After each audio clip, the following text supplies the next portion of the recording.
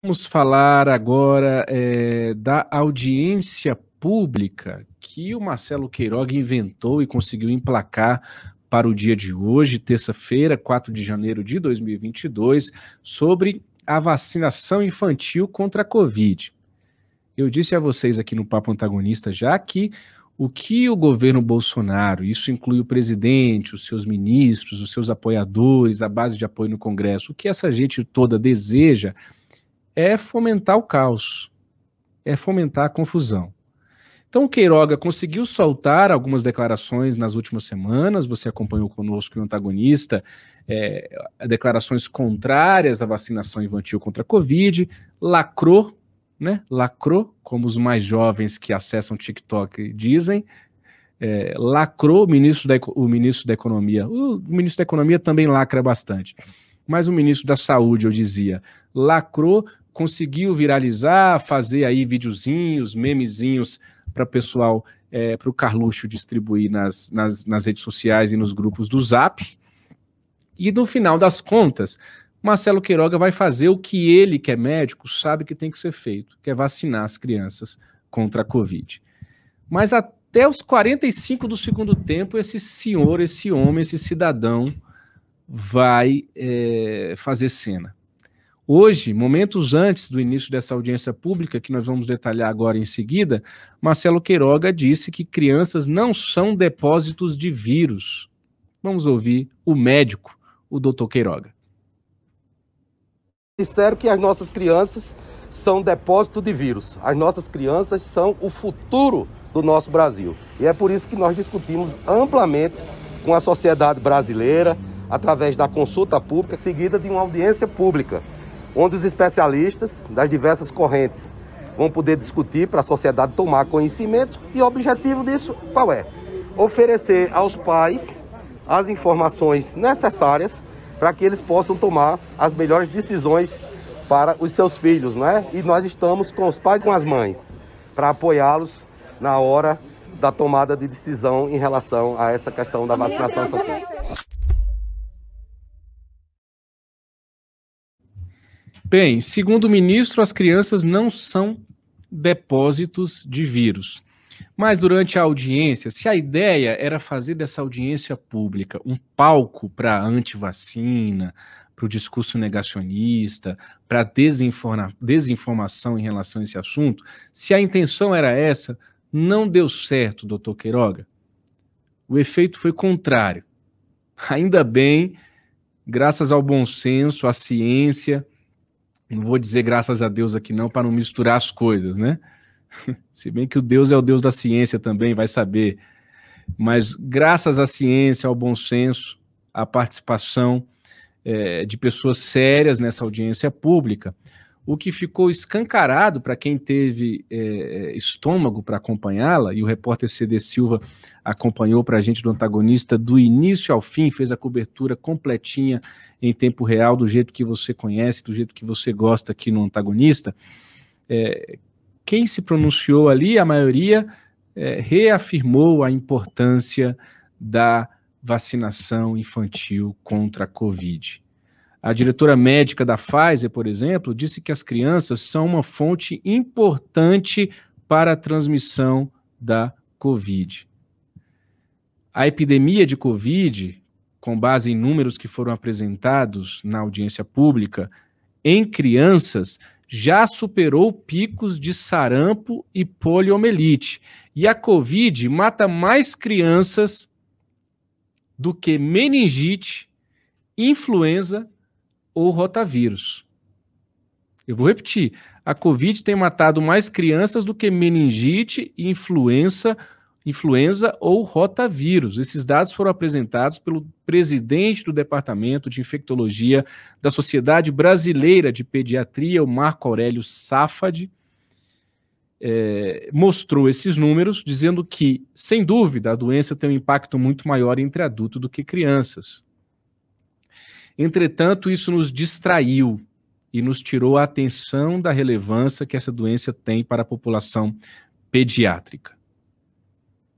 Eu me lembro, até a pediatra que eu tive acesso, conversei bastante no início da pandemia, Eu tenho um filho pequeno, estava preocupado, assim como todo mundo que tem filhos pequenos também ficaram preocupados ali no início de tudo, mais ainda em relação a eles, mais com eles do que com a gente mesmo. Você que é pai e mãe sabe disso. E eu ouvia, não, essa Covid, esse bichinho não gosta de criança, né? E isso de fato foi sendo propagado, foi sendo falado, esse bichinho não gosta de criança. E como diz aqui o presidente do Departamento de Infectologia da Sociedade Brasileira de Pediatria, isso nos distraiu e nos tirou a atenção da relevância que essa doença tem para a população pediátrica. Os números, então, foram apresentados. Desde o começo da pandemia, foram registradas no Brasil 2.453 mortes de crianças e adolescentes pela Covid, o equivalente a 0,4% do total de mortes pela doença. Mas vai dizer isso para o pai ou para uma mãe de uma dessas 2.453 crianças e adolescentes? Vai dizer para o pai e para a mãe que, não, mas só representa 0,4% do total de morte. Você está falando de 100% da vida de um pai e de uma mãe.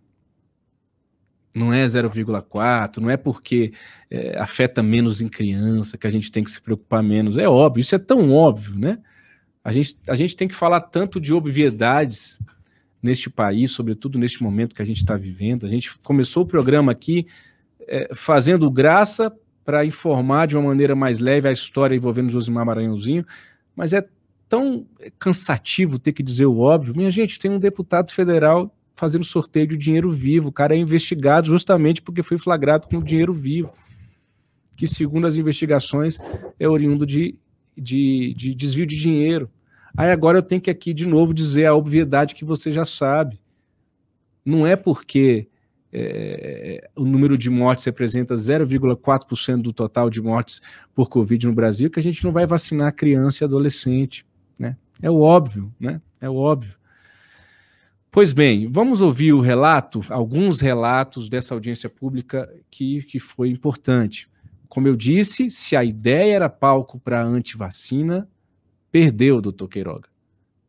Perdeu. E eu espero que os senhores continuem perdendo. Porque o discurso negacionista, o discurso antivacina dos ministros desse governo que pregavam contra a vacina e na hora do vamos ver iam tomar picadinha no braço, né? Na hora do vamos ver iam tomar picadinha no braço. Apesar de tudo e todos, como foi o título de um dos vídeos da nossa retrospectiva de 2021, apesar de você, o Brasil está vacinando e vacinando muito. E isso vai continuar. Vai começar a vacinação infantil em Covid e a maioria, eu sei que é um clichê, alguns dizem que gramaticalmente está até errado, mas eu vou usar aqui para escrachar. A maioria esmagadora, a grande maioria dos pais e mães brasileiros vão vacinar os seus filhos contra a Covid, doutor Queiroga. Vão vacinar. Apesar do senhor, os pais e mães vão levar os seus filhos para a UBS, para o posto de saúde, para que seus filhos sejam imunizados contra essa doença que tanto nos aterroriza. Vamos ouvir esse relato. Eu tenho um filho de 10 anos, é o único não vacinado dentro da minha casa. Vamos ouvir. As crianças foram privadas de todos os seus direitos. Ficaram em casa, com os pais que trabalhavam em casa, e não podiam dar atenção para elas. Aliás, eu apresentei todos os meus conflitos de interesse, esqueci de apresentar um. Eu tenho um filho de 10 anos. Esse é meu maior conflito de interesse aqui. O bichinho não aguenta. Ele é o único não vacinado dentro da minha casa. Então, eles foram privados, a gente trabalhava. É melhor trabalhar na rua e não dar atenção para o filho do que trabalhar em casa e fazer o cara entender que você, né, não pode dar atenção. Eles ficaram sem escola, e não é só porque é chato. Esse é considerado um dos principais crimes da Covid no mundo inteiro. Eles não foram vacinados, eles não podiam sair porque nós adultos estavam morrendo, não é isso? Era o que a gente fazia. E agora que nós adultos não morremos mais porque estamos vacinados, a gente leva eles para o parque. leva eles pro social, leva eles na nossa flexibilização. Eles não têm direito à vacina? Eles são o grupo maior grupo de suscetíveis no país, sem dúvida nenhuma.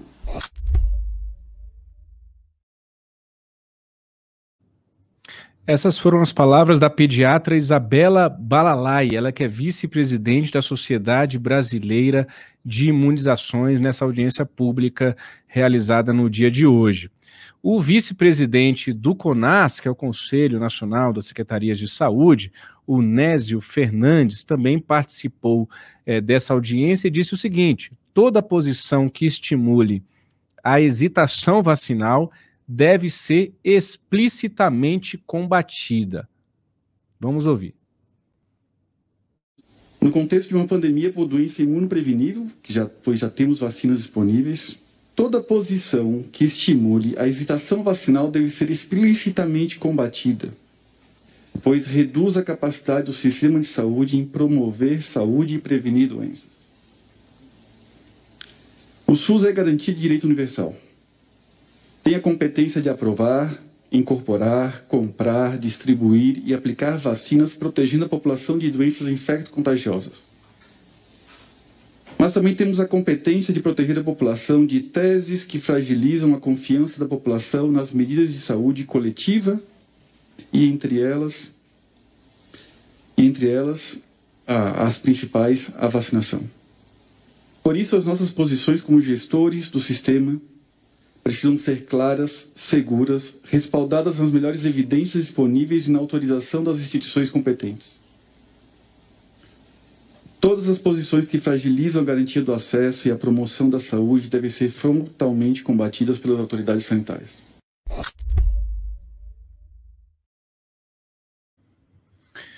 Já o primeiro vice-presidente do Conselho Federal de Medicina, o CFM, Donizete Dimer Giamberardino Filho, rebateu aquela história maluca de Marcelo Queiroga, que falou em exigir prescrição médica para vacinar as crianças contra a Covid.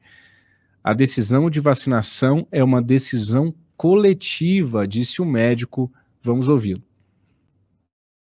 A decisão de vacinação é uma decisão coletiva. Nesse sentido, nós temos que novamente reiterar que cabe ao médico, sim, fazer atestados de priorização, como consta, e atestados de contraindicação. Mas entendemos que a prescrição médica pode se tornar uma forma de restrição de acesso a um país de tanta dificuldade desse acesso.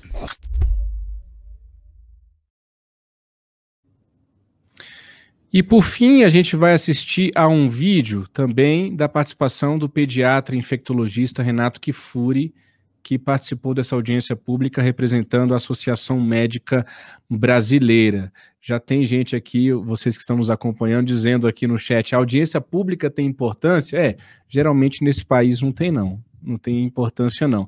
Mas, repito, é importante a gente fazer esses registros aqui, nós fizemos ao longo do dia no site, porque se o Marcelo Queiroga esperava fazer dessa audiência pública um palanque anti-vax, por mais que a deputada Bia Kicis, por exemplo, tenha participado e no final tenha tentado garantir ali as suas declarações para depois viralizar no Zap e nas suas redes sociais politicamente, repito, a maioria dos participantes dessa audiência reforçou a importância da vacinação infantil contra a Covid e a gente ouve agora o que disse esse representante da AMB, Associação Médica Brasileira, sobre teorias conspiratórias e discussão desqualificada. Vamos ouvir.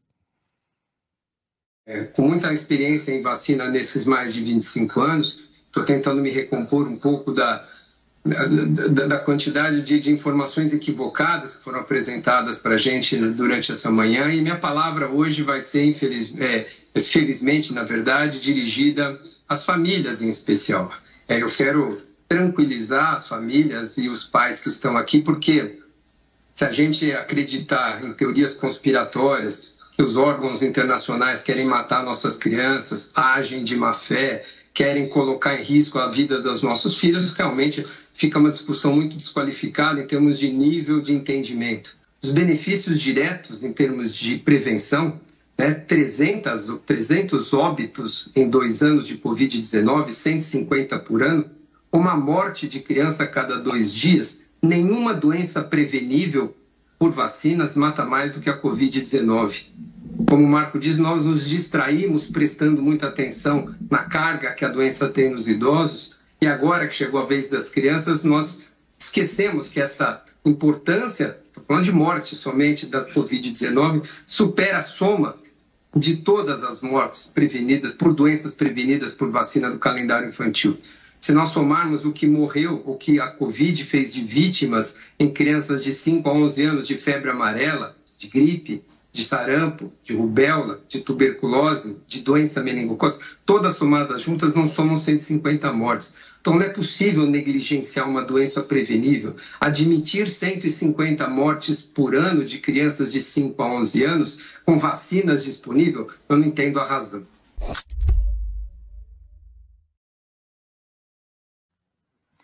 Muito bem, lembrando que esse assunto, vacinação infantil, também está no Supremo Tribunal Federal, por meio de uma série de ações que tratam do tema. A repórter Gabriela Coelho, de um Antagonista em Brasília, ouviu hoje em reservado ministros do Supremo Tribunal Federal, que obviamente não quiseram falar publicamente sobre o assunto, mas anteciparam a ela um posicionamento firme a favor da ciência também nessa questão, dizendo que deve ser seguida a vacinação contra a Covid por indicações científicas pelo governo federal. Um dos ministros disse a Gabriela que é preciso valorizar a ciência e o conhecimento médico. A Gabriela Coelho também ouviu o ex-ministro do Supremo Tribunal Federal, Marco Aurélio Mello. Esse fala assim à vontade, desde que era ministro, nunca deixou de dar declarações. Você que acompanha o noticiário sabe muito bem disso. Ele disse o seguinte: os poderes da República são harmônicos e independentes. Põe na tela, por favor, a declaração do Marco Aurélio Mello para a repórter Gabriela Coelho, de um Antagonista aqui em Brasília. Na tela, pessoal. Não houvesse o negacionismo, as crianças estariam vacinadas, diz Marco Aurélio Mello.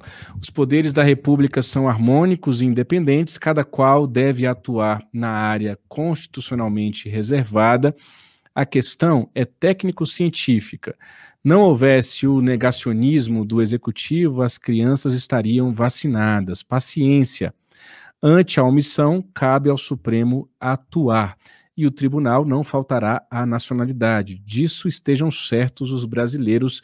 Conheço a casa, disse o ex-ministro Marco Aurélio Mello, a nossa reportagem de O Antagonista. O senador Omar Aziz, que presidiu a CPI da Covid, eu falei com ele mais cedo também sobre o avanço da Ômicron, que está assustando um bocado, né? Ela é de fato, para quem tinha alguma dúvida, está vendo aí na sua vida, na sua bolha, entre os seus contatos, o quão contagiosa é a Ômicron. E o senador disse que, apesar de a Ômicron ter aí atiçado o pessoal anti-vacina, porque eles vêm com aquele discurso, eu não vou nem dizer um discurso burro, é um discurso mau caráter mesmo, né? Mais do que burro. Nós não estamos falando somente de burrice ou ignorância, não, porque ninguém é obrigado a ser inteligente, ninguém é obrigado a não ser ignorante, né?